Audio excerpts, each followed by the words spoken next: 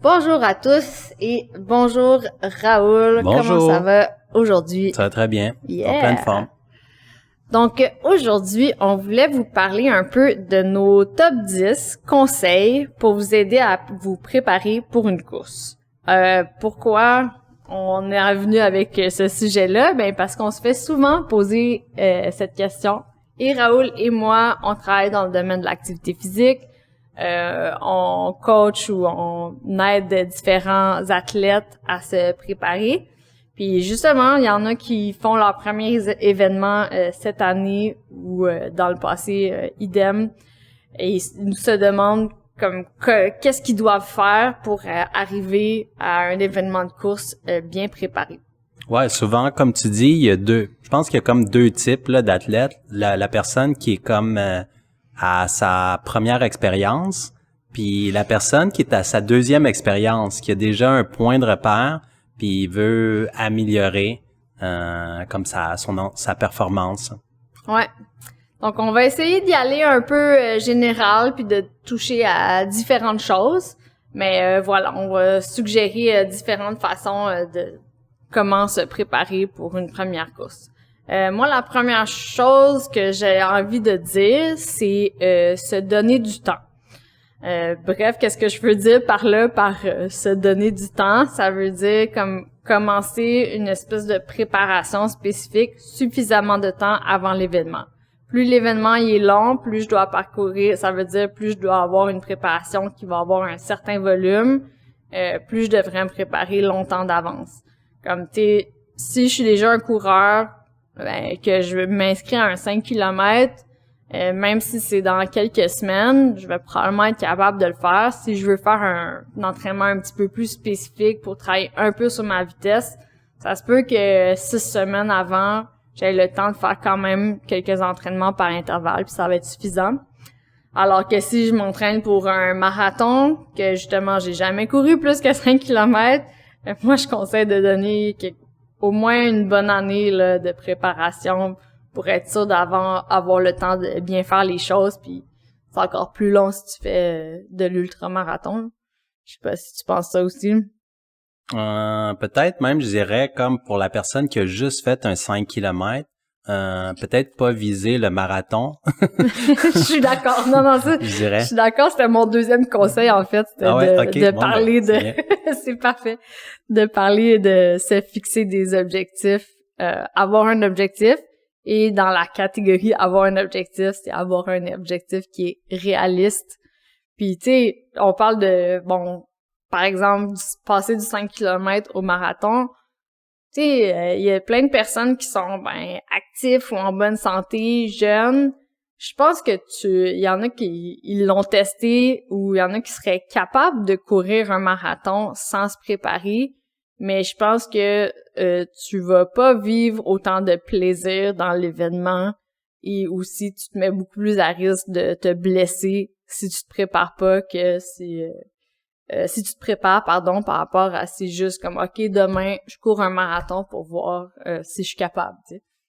C'est pas impossible, mais ça se peut que ça soit pas vraiment agréable puis qu'après ça, t'aies mal pendant 2 semaines. C'est sûr que mieux t'es préparé, plus tu vas prendre plaisir là, la journée de ton événement, là, je pense.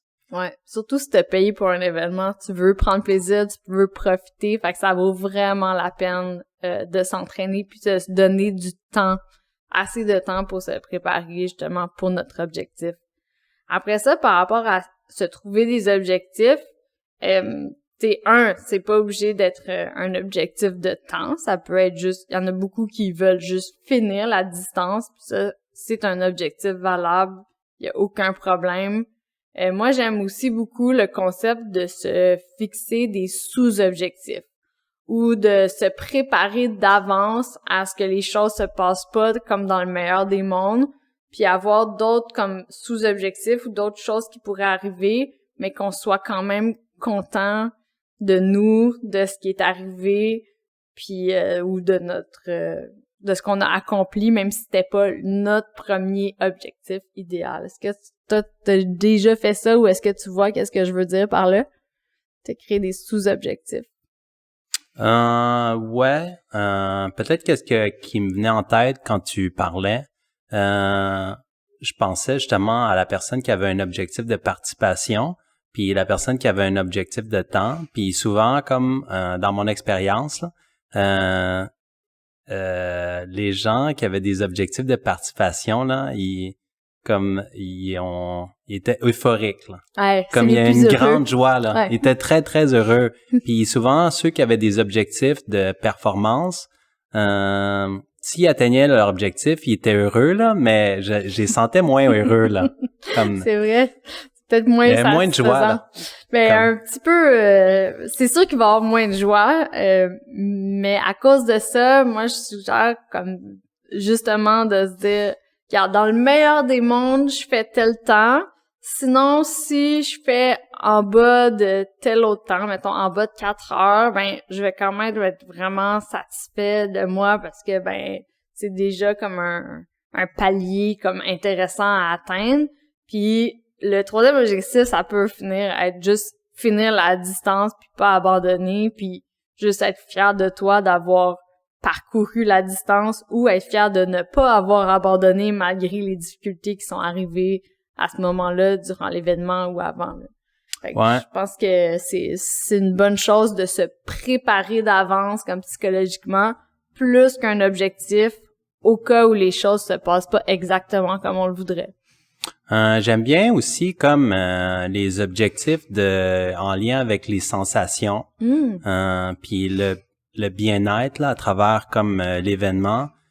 Fait que souvent, disons quand je participe à un événement, je suis super content quand que peu importe le temps, si j'ai eu des bonnes sensations du début jusqu'à la fin. Bonnes sensations, ça veut pas nécessairement dire que comme j'ai pas à essayer de courir rapidement ou pas là.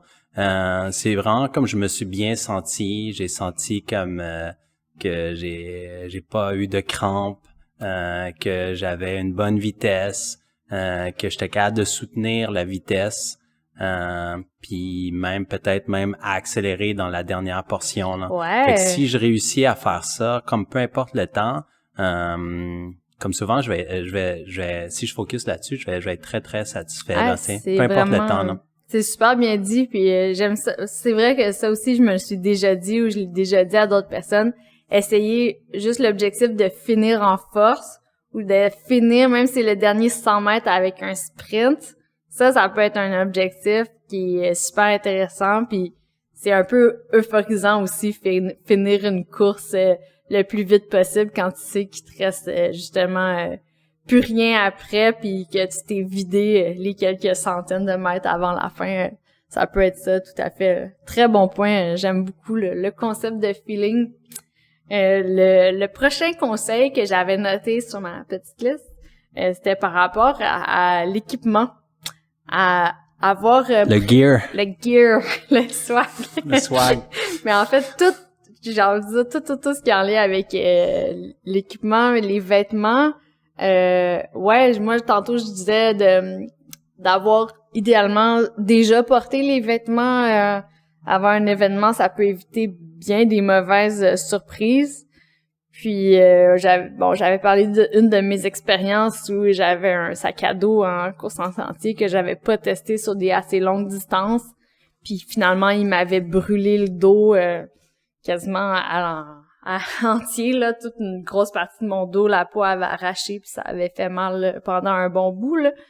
Mais à cause que je l'avais pas testé sur des distances assez longues, puis tu sais, je dis là c'était le sac à dos, mais ça peut être un vêtement, un cuissard, une couture que finalement, tu sais, quand tu fais tes petites sorties de 5 km ou en l'essayant en magasin, c'est bon, mais là, sur ta longue sortie ou sur ton événement, ça te tente pas là, d'avoir des inconforts de ce type-là à gérer. Fait qu'idéalement, t'as testé ton équipement avant, là.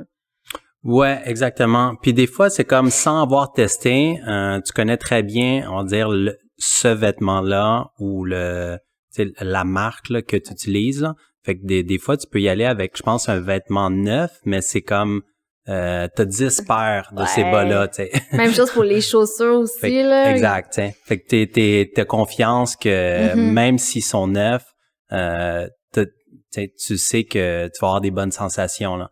Fait que quand c'est neuf, Ouais. je pense que c'est correct aussi là, mais il faut que tu ailles déjà un point de référence sur ce vêtement-là là. Puis ou déjà avoir porté comme le même mais d'une autre couleur peut-être là, tu sais. Ouais.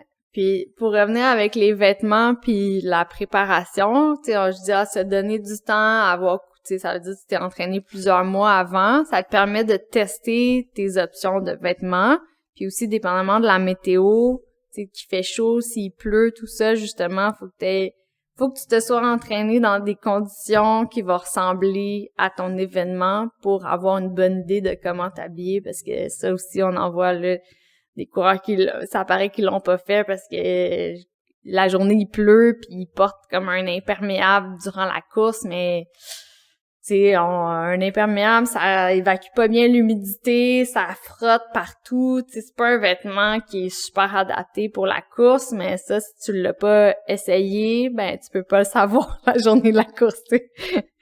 Fait que ouais, non seulement je pense que l'équipement dans ce sens-là, c'est important d'avoir un petit peu planifié quand tu fais un premier événement. Exact. Prochain point.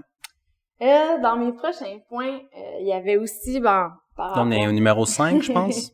Ouais, au numéro, mais je pense qu'on a fait un petit peu plusieurs numéros en parlant des objectifs.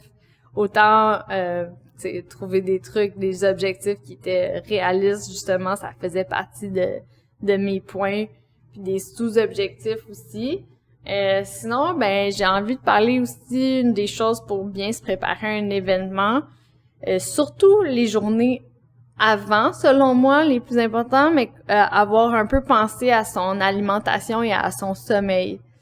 Tu sais, là, je parlerai pas comme toute de d'une préparation classique d'événements ou avec la semaine d'avitage et tout, mais peu importe ton objectif, je pense comme avoir prévu un peu ce que t'allais manger puis essayer d'avoir des journées où t'as l'occasion de bien dormir, au moins les quelques jours avant que tu t'en vas pas à un party chez ton ami, genre la veille ou un truc comme ça. Il y en a qui le font, mais mettons si tu veux que tu veux comme que tout se passe bien dans le meilleur des mondes, c'est quand même le corps il aime ça puis il se sent mieux, il performe mieux quand il y a eu suffisamment de sommeil. Fait que ça, moi je le suggère là de prévoir quelques journées d'avance, d'avoir comme des bonnes nuits de sommeil régulières parce que souvent en plus la veille de ton événement, si t'es un peu nerveux, tu vas pas bien dormir. Fait que c'est bien si les 4-5 jours avant, là t'as réussi à récupérer comme il faut là. Ouais, puis souvent souvent dans les grandes courses, les départs sont très tôt là. Mm-hmm. Fait que il faut si tu veux ton 8 heures, il faut que tu t'ailles le coucher quand même à l'heure des personnes âgées. Je suis désolée. Je m'adressais pas à toi, là. Ouais. Ouais, souvent, les départs sont très tôt. Faut que tu te lèves 3 heures avant ton départ. Donc, si tu te lèves à 5 heures du matin pis tu veux au moins 8 heures de sommeil, faut que tu t'ailles mis dans ton lit, comme à 8-9 heures, là. Ouais, si t'es pas habitué, là, en plus, là. Ouais, ça, c'est vrai. Moi, je me lève souvent à 4 heures du matin, là, 4 heures et demie, là, pour aller travailler, là. Fait que c'est bon, c'est dans mes heures, là. Ah, moi, c'est pas dans mes heures. Mais quand tu le fais pas régulièrement, là, c'est difficile. Je dirais, vraiment. Là. Ah non, moi, je l'ai vécu, là, plusieurs fois. Où je me suis réveillée un peu fatiguée, là, puis manque de sommeil. C'est pas la fin du monde, mais ça affecte, c'est certain. Puis par rapport à prévoir un peu ton alimentation, encore une fois, ben, avant ta course, idéalement, t'as fini de digérer quand tu prends ton départ. Fait que le matin même, peut-être lever assez tôt, avoir mangé ton repas assez tôt, comme 2-3 heures avant pour que tu aies eu le temps de finir de digérer puis que tu sois pas en train de digérer en courant. Ça t'est déjà arrivé? Ouais, ça m'est déjà arrivé, là. Avoir des mauvaises sensations, là, dans la course, là. Ouais. Fait que ça, souvent, je le prévois, là. C'est ça. Comme c'est un point assez important pour moi. Oui. Puis je pense que c'est pour tout le monde. C'est pour ça qu'on le nomme, ça fait partie des choses. Si tu cours comme une longue distance, comme le repas de la veille aussi, il peut avoir une incidence sur tes réserves énergétiques. Fait que souvent, le fameux plat de pâtes, en fait, ça peut être du riz, ça peut être des patates, ça peut être de la pâte à pizza, dans le sens qu'on veut des glucides complexes, parce que ça veut dire que tu vas être capable de refaire tes réserves de glycogène musculaire puis les utiliser pendant ton événement. Mais je pense que ça s'adresse vraiment à 21 km en montant, là. Tu sais, mettons, si tu cours un 5 ou un 10, c'est pas grave si tu manges pas un plat de pâtes ou un repas riche en glucides la veille. Puis mon dernier point par rapport à l'alimentation puis à la préparation avant une course, ben le type justement d'aliments ou de glucides, par exemple, on vise les pâtes ou du pain blanc le matin parce que ben si tu manges beaucoup de fibres, ça va être plus dur de gérer ta toilette pendant une course.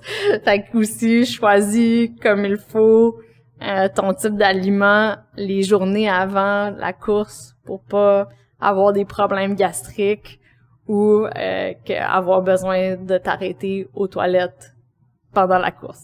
Ouais, puis je dirais comme un peu en lien avec tout ça, bien se connaître. Ouais. Comme parce que il y a des stratégies qui peuvent être très bonnes pour moi, qui vont pas fonctionner pour toi et vice versa. Là. Comme le café. Exact. Fait que c'est pas garanti là que moi mon meilleur mon top déjeuner ou mon plat favori pour le carb loading, ça va être une bonne stratégie pour toi là, que ça va être comme tu vas être capable de bien gérer ça. Fait qu'expérimenter avec ça puis bien ça se connaître là, puis ouais, c'est ça. Et encore comme les vêtements, idéalement l'avoir essayé avant un entraînement, d'avoir mangé ce que tu vas manger le matin de ta course ou la veille de ta course, comme ça tu t'assures que c'est des choses que tu digères bien. Puis mon autre point qui suit, on va dire le point 6 qui est justement en lien avec ça, la suite des choses avec l'alimentation, je l'ai nommé arriver d'avance à une course pour la gestion d'aller aux toilettes avant. C'est quand même important parce que on dirait que tu as eu une mauvaise expérience là, une fois. la façon que t'en parles. Une fois, j'ai essayé de faire une surcharge glucidique avant un marathon, avant Boston justement, et puis j'essayais de manger beaucoup plus de glucides ou de sucre de façon générale, mais j'ai pas fait attention justement à ce que ça soit comme du pain blanc ou de la farine blanche. Fait que j'ai mangé des trucs multigrains, des fruits séchés, beaucoup de fruits, de choses fibreuses. Fait que oui, j'avais ingéré plus de glucides, mais finalement, j'ai fait ce que je dis qu'il faut faire, je l'ai pas fait. Fait que j'ai essayé des choses que j'avais jamais essayé avant. Fait que la surcharge glucidique sans l'avoir testé auparavant. Puis j'ai choisi des aliments sans me préoccuper de... Riche en fibres. Ouais, riche en fibres. C'est bon. Plein de petites céréales. Oui, donc pour faire suite un petit peu avec ce dont on venait de parler, avec l'alimentation, le choix des aliments, je pense que le prochain conseil, ça serait de justement gérer tout ce qui est niveau toilette. Ça veut dire que surtout si c'est un long événement, mais même si c'est un événement court, tu veux pas avoir comme envie pendant, c'est pas le fun. Même si t'es capable de te retenir, c'est pas une bonne sensation. Ça te tente pas d'ajouter ça à ton effort. Fait que t'arrives assez d'avance à ton événement pour comme avoir le temps d'aller aux toilettes avant ton départ. C'est sûr que ça va te ralentir, là. C'est sûr, ça va te ralentir. Comme ça va jouer dans ta tête, ça va être inconfortable, tout ça. Puis si c'est un long événement, tu veux pas avoir besoin d'aller aux toilettes pendant ton événement. Donc, normalement, tu l'as prévu avant. Puis, on veut être bien hydraté aussi, pour un événement aérobique de course, mais je pense que des fois, il y en a qui s'hydratent trop. Comme, tu veux boire, mais tu veux pas comme caler une bouteille d'eau, genre, le matin même, parce que justement, ça, c'est le genre de choses qui te fait aller aux toilettes pour rien, puis comme...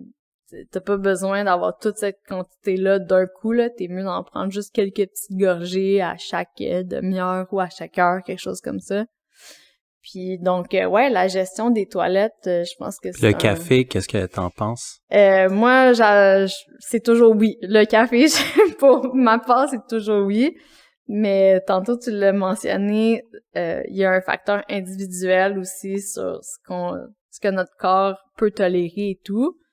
Personnellement, je prends toujours au moins à peu près. Je vais pas me caler un gros thermos de café le matin, mais l'équivalent d'une demi-tasse de café noir. Pas un Starbucks venti, là. Non, c'est ça. Parce qu'encore une fois, ça va être la même chose qu'avec la bouteille d'eau que tu cales. Ça va ressortir. Mais moi, personnellement, boire un café en déjeunant, c'est vraiment pas un problème. Donc, ouais. C'est espresso court. Espresso court, ouais. Puis j'ai une anecdote par rapport à la toilette. Il y a eu une seule fois dans ma vie où il a fallu que j'arrête aux toilettes pendant mon marathon. C'était ma première fois à Boston, justement. J'étais qualifiée, j'y allais, tout ça. Et j'avais décidé de tester une surcharge en glucides les quelques jours avant, parce que j'avais lu que c'était bon pour les marathons, puis c'est encore vrai, là, c'est pas ça le problème. Mais j'avais pas fait attention au type d'aliments que je choisissais. J'avais pris comme des céréales, des sandwichs à grains entiers, des fruits. Fait que c'était plein de choses riches en fibres. Fait que finalement, comme après à peu près 22-23 kilomètres, là, j'étais vraiment plus capable de me retenir. Justement, c'était inconfortable. Je pensais juste à ça. Fait qu'il a fallu que j'arrête dans une toilette chimique sur le parcours. Fait que, tu sais, il y a pas eu d'accident. Mais j'ai perdu 4 minutes peut-être sur mon chrono parce que dans des événements, une fois que c'est parti, là. Le temps s'arrête pas parce que tu vas aux toilettes. Il est pas déduit, là. Non. Ton temps de toilette est pas déduit, malheureusement. Fait que ça joue, là. C'est pas la fin du monde, mais moi, je conseille vraiment aux gens d'avoir pensé à ça, à la gestion de leur système digestif puis d'aller aux toilettes avant leur événement. Oui, c'est un bon conseil. Écoute, il faut les dire. Prochain conseil, ça serait la capacité d'adaptation. Être prêt justement à se revirer de bord, à s'adapter un peu au fur et à mesure, autant comme pendant la préparation comme physique, parce que on sait pas ce qui peut arriver, comme tu peux te blesser, tu peux avoir un voyage ou avoir du décès dans ta famille, un événement qui arrive, puis être prêt à adapter un petit peu et ses objectifs et son plan. Puis même chose, tu sais, pendant une course aussi, dépendamment de qu'est-ce qui va se passer, justement pas être trop rigide, je pense, au niveau de notre pensée ou de notre façon de faire, se donner un petit peu une fenêtre d'ouverture pour être prêt à se revirer de bord puis à s'adapter un peu au fur et à mesure. Je sais pas si t'as des exemples ou si mon discours était clair. Ouais, c'est très clair. Ouais, être flexible, là, parce que tout peut arriver, là, autant dans tes sensations que sur le parcours. Ouais. Des fois, même en météo, là, aussi. Exact. Comme il peut faire très froid au début, souvent comme dans les événements, il fait un peu froid et 1 heure après, très chaud. Fait que changement de température. Fait que veux pas, ça va changer ta stratégie là d'hydratation. Exact. Oui, le vent qui arrive dans ta face tout à coup. Il y a plein de choses là. Ouais, faut que tu vives avec, puis justement là que tu sois pas trop défaitiste avec ça, puis les nids de poules. Ouais. Le parcours accidenté là. Tout à fait. Fait que soyez prêts, soyez flexibles, soyez prêts à vous adapter, ça c'est sûr. Mon avant-dernier conseil, c'est l'échauffement. Ça, pour une raison que j'ignore, surtout chez les coureurs un peu plus novices, les gens ils oublient de s'échauffer ou ne s'échauffent pas, pensent que, comme, juste vu qu'ils sont déjà... Tu sais, souvent, en fait, je pense que c'est pas vrai. J'ai dit que je comprenais pas, mais je le comprends. Même si on repense à nos cours d'éducation physique ou à d'autres moments, souvent la course à pied est utilisée comme outil d'échauffement.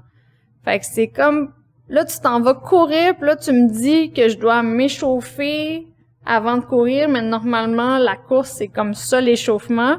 Fait que je pense que c'est ça le raisonnement qui fait en sorte que les gens pensent pas du tout à s'échauffer avant un événement de course, mais ça a une incidence quand même importante sur les performances, parce que le système aérobique, il prend un certain temps avant de trouver une forme d'équilibre, puis que justement l'échange entre l'oxygène et le CO2 comme deviennent un petit peu plus réguliers.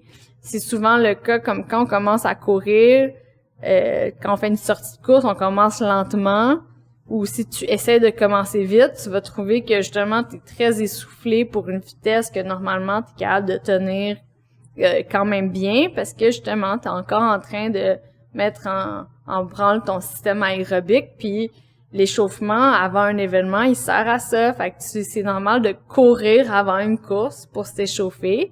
Puis après ça aussi, ça diminue le risque de blessure. Fait que surtout si c'est une course intense où tu vas peut-être être un petit peu comme rapide, faire des mouvements un petit peu plus secs, ben avoir déjà réchauffé tes muscles. Puis après ça, moi j'utilise beaucoup aussi tout ce qui est des étirements dynamiques, balistiques, des leg swings, puis des éducatifs, des accélérations. Tout ça, ça prépare aussi comme les articulations à aller dans des efforts plus intenses. Puis ben ça peut réduire également le risque de blessure, en plus d'augmenter tes chances de faire une bonne performance. Là. Fait que oubliez pas aussi de vous donner du temps pour vous échauffer. Même si vous êtes novice, même si tu en vas courir un marathon, ça vaut la peine de courir avant sa course, selon moi. Ouais, je pense que tu sais, dans les grandes distances, le début de ta course peut faire partie de ton échauffement, mais ça devrait pas être ton échauffement. Fait que ça peut être comme, on va dire, ton début de course ou les premiers kilomètres, comme la dernière partie de ton échauffement. Fait que ça, je pense ça va là. Puis c'est Ouais, puis probablement effectivement pour quelqu'un qui court plutôt à un rythme assez lent de toute façon, qui ira pas faire justement des gestes brusques ou des grandes enjambées. Ouais, je suis d'accord que plus la distance est longue, peut-être moins t'as besoin de courir longtemps avant pour t'échauffer. Mais ouais, pour les distances courtes, l'échauffement est quand même important. Surtout si tu fais des efforts avec une bonne intensité ou une bonne vitesse, là. Ouais, c'est ça. Ça va dépendre aussi comme de l'intensité que tu vas apporter, là. Ça, à ton ouais, ça, à ta course, là. Ouais, tout à fait.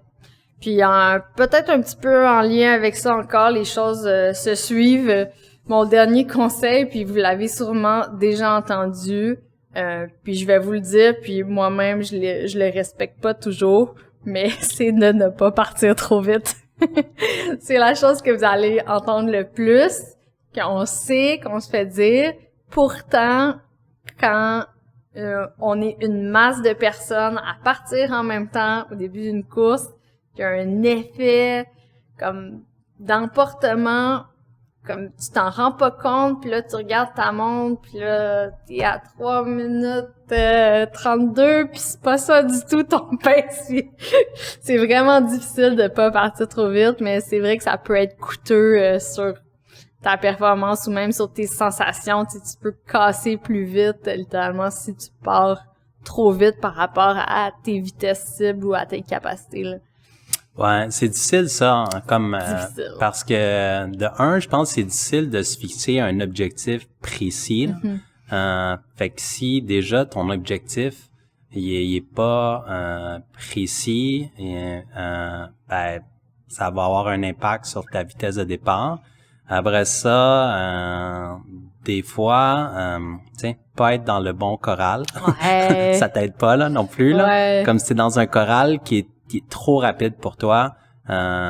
Oui, c'est le fun d'être dans les chorales qui sont plus en avant, mais ça va pas t'aider là. Fait que vraiment comme bien évaluer comme sa vitesse, puis commencer avec des gens qui sont autour de toi, qui sont vraiment de ton niveau, puis ont un objectif similaire. Fait que ça l'aide beaucoup, je pense. Ouais, c'est vrai. Ouais, à pas Tout à partir fait. trop vite. Puis moi, j'aime mieux être en situation où je dépasse des gens, où je rattrape des gens que l'inverse. Si c'est l'inverse, c'est vraiment comme j'ai fait une erreur là dans mon évaluation de départ. Là. Puis après ça, ben les sensations là aussi là. Comme avoir des bonnes sensations là aussi. Puis ça. Ouais, dès le départ, c'est clair. C'est sûr, c'est sûr. Mais oui, moi, ça fait le tour de mes conseils pour les gens qui veulent se préparer à un événement ou à une course. J'espère que ça va être utile pour certains. Ben, je suis curieux, si on en revient au point là, de partir trop vite, mettons sur un marathon pour toi, là, à quel kilomètre du départ tu réalises que t'es parti trop vite? Après 1 kilomètre? C'est déjà arrivé que oui, le premier kilomètre, beaucoup trop vite. Des fois, c'est un petit peu plus vite que ce que je m'étais fixé, mais les premiers, c'est tellement trompeur parce que surtout sur un marathon, parce que les premiers kilomètres, tu te sens toujours bien. Fait que même si t'es plus vite que ce que tu t'étais fixé, au niveau des sensations, pour Ils vont être bonnes. Ils vont être bonnes. Ça va, sur un marathon, là, je dirais que ça va plus proche du 12-15 kilomètres que là, je vais le savoir que, OK, je suis partie trop vite, puis ça va me coûter plus tard. Ouais, que je sais que c'est quand même beaucoup, là, 12-15 kilomètres, mais ça, des fois, ça peut prendre ça, là. Après le premier tiers. Ouais, après le premier tiers environ, là, de mon expérience, là. Mais oui, je le dis comme conseil parce que ça m'est arrivé souvent de partir trop vite.